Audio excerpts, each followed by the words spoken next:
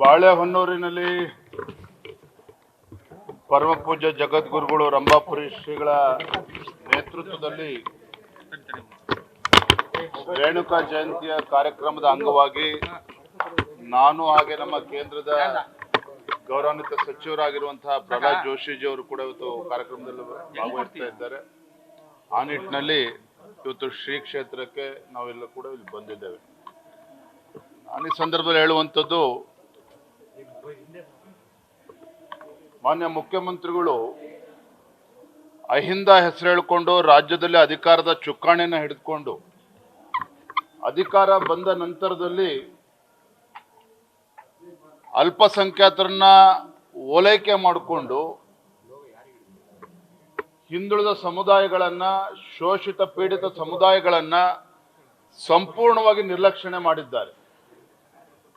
ಮತ್ತೊಂದು ಕಡೆ ರಾಜ್ಯದ ಯುವ ಜನತೆಯನ್ನು ಕೂಡ ಸಂಪೂರ್ಣವಾಗಿ ನಿರ್ಲಕ್ಷ್ಯ ಮಾಡಿದ್ದಾರೆ. ನಿರ್ಲಕ್ಷ್ಯ ಅಷ್ಟೇ ಅಲ್ಲ, ಮೊನ್ನೆ ಧಾರವಾಡದಲ್ಲಿ ನೋಡಿದ್ರಿ ತಾವು,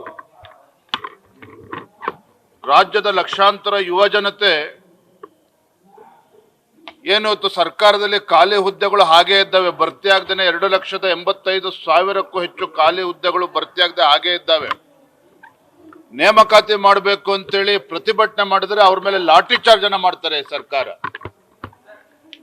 ಅಂದ್ರೆ ಈ ಕಾಂಗ್ರೆಸ್ ಸರ್ಕಾರ ಸಂಪೂರ್ಣವಾಗಿ ಎಲ್ಲರನ್ನು ಕೂಡ ನಿರ್ಲಕ್ಷ್ಯ ಮಾಡ್ತಾ ಇದ್ದಾರೆ. ರೈತರು ಇವತ್ತು